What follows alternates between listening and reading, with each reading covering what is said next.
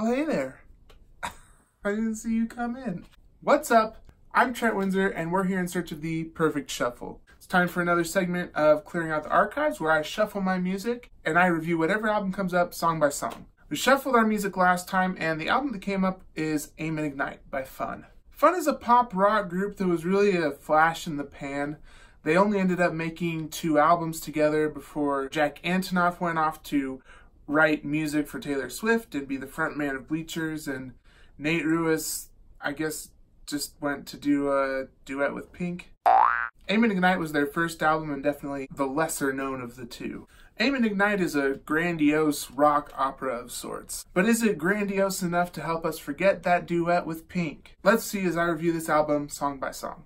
As I said, this album is a rock opera of sorts, and you can definitely see the influence of musical theater, different rock operas from over the years, and you can definitely see the major influence of Queen.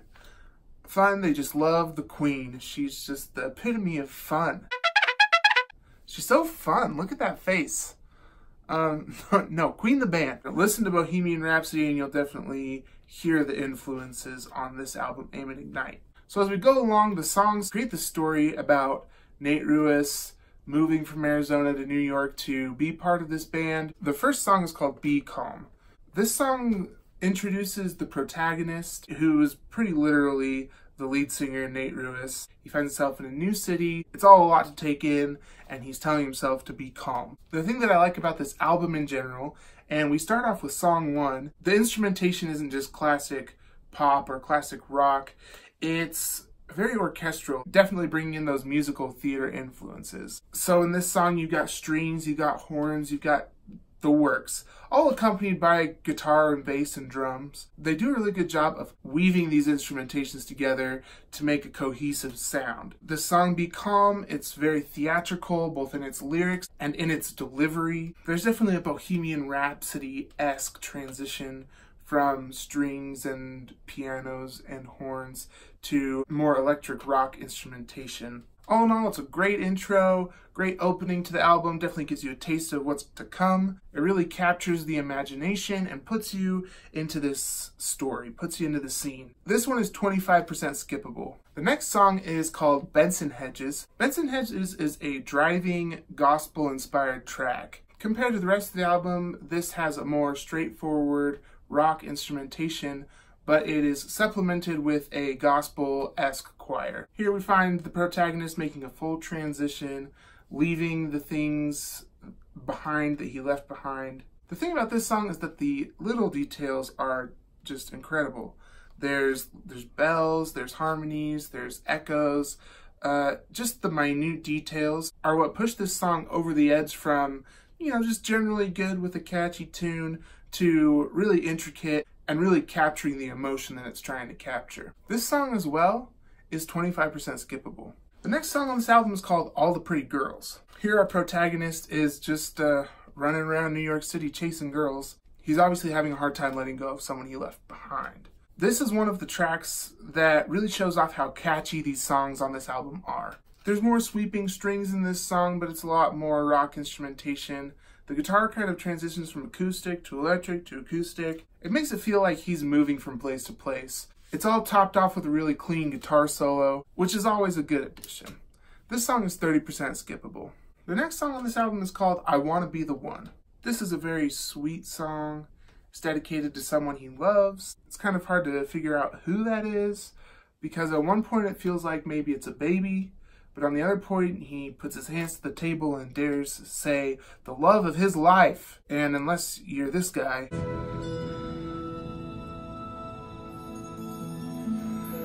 hopefully a baby isn't the love of your life. The only thing about this song is that it can be kind of sickly sweet sometimes. The lyrics are definitely very poetic, but sometimes they're just like a little bit over the top with the sweetness. But I still think it's an impressive song. This one is 40% skippable. The next song is called At Least I'm Not As Sad As I Used to Be. In this song, we find the protagonist running into his old new metal friends, which I picture just like a bunch of guys who are super into POD and Limp Bizkit, just like wearing the big trap pants from Hot Topic, like Jinko. And then you got Nate Ruess, who's like this tiny little skinny white dude who kind of dresses like he should be one of the Property Brothers. The fact that those two groups were once one is interesting on its own. This song is super quirky and really fun. The instrumentation is really unique. You got some affected guitar. You got a little steel drum in there. It's a really interesting song with a lot of different voices. Definitely very narrative driven. He runs into his new metal friends and he's not really into hanging out with them at all. And the lesson that he pulls from that is, I don't even make friends. I just make acquaintances, and I don't fall in love. I just fake it. And nothing is sacred. Nothing is sacred because I don't want to hang out with my new metal friends. I think this is one of the more fun songs on the album. I would say it's 30% skippable. The next song on this album is called Light a Roman Candle with Me. This song finds our protagonist trying to convince some girl to date him, which sounds really cruddy when I say it. The way he says it in the song is so beautiful. This is one of the most poetic songs on the album, and one that has always captured my imagination and really evoked some strong emotions. The most reductive view of this song is that it's like a heavy-handed DTR. The most romantic view of it is that it's a really sweet love poem. It's just a really pretty song. Super beautiful, really simple piano behind it, some strings. The instrumentation is really subtle, but creates a sweeping landscape and really evokes those emotions. This one is only 20% skippable and is one of my favorite songs on the album. Next we have the song Walking the Dog. This is probably the best known song from this album. It comes with a really wacky, colorful music video that has no narrative whatsoever. Here we find our protagonist just going through some relationship troubles. This is another one that's really quirky, very fun and exciting, unique instrumentation. I really love the wacky and sometimes goofy synths. It makes light of a situation that often is very heavy, where you're in a fight with your significant other. This is another one that is 20% skippable. The next song on this album is called Bar Lights. In Bar Lights, we find our protagonist finally feeling like he fits in. He's out on the town, he's partying with his friends, he finally feels alive. The entire song is just this righteous crescendo, starting from a place of introspection, looking back on the time from the album's start to where he's at now, to just this celebratory, choir-filled shout of excitement and happiness. He's ecstatic, he's excited, and it makes me feel really good. It makes me feel like we got there. The instrumentation is once again another great combination of rock instruments and orchestral instruments.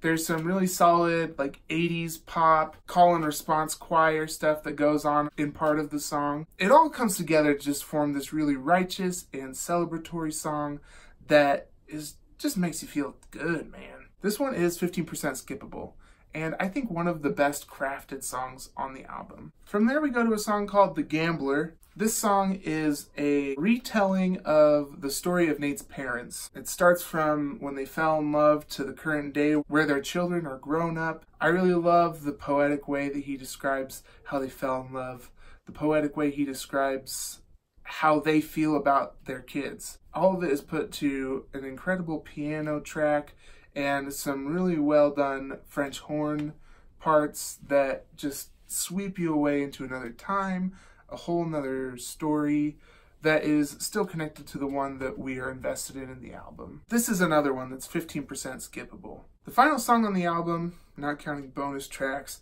is called Take Your Time Coming Home. Up to this point, Fun had done a really good job of telling the story, but keeping every song self-contained, making it worth listening to on its own. Take Your Time Coming Home is where they got out over their skis a little bit. I can see the ambition, I can see the direction they're trying to take. They're trying to make it a really grand denouement to this Broadway play, this rock opera that they've set up. But it is just very long. It's not as grand as I think they hoped it would be. And honestly, it's the least catchy of any of the songs on the album. I really wish that we could have ended with The Gambler, but instead we ended with Take Your Time Coming Home, which is unfortunately 70% skippable. Adding up all the songs, mathematically, this album is 29% skippable. Wish I had done the math before the video so I didn't have to voice that part over. Overall, I think this album is incredible. It's one of the few albums that comes really close to being unskippable all the way through. I love hearing the influences of Queen and The Who and Broadway musicals. And I love seeing the way that these musicians have put their own spin on things and made a modern day representation of those ideas and those themes. This is definitely Fun's best album, and one that is way overlooked. Definitely go check this out. Definitely give it a listen. It is definitely. It's an experience. Let's shuffle our music and see what album we're going to review next. All right, we're just going to go into our music library and go to albums and hit shuffle. All right, looks like the next album I'll review is Spreading Rumors by Group Love. So tune in next week for that review. If you like what I'm doing here, go ahead and like this video, subscribe to my channel, turn on the notifications, and leave a comment. Let me know what you thought about this album. Let me know what you think about Fun. Let me know if there's an album you want me to review in the future. Feel free to share this video with your friends, your family, your enemies. Share it with everybody that you know. I'm Trent Windsor, and this is The Perfect Shuffle.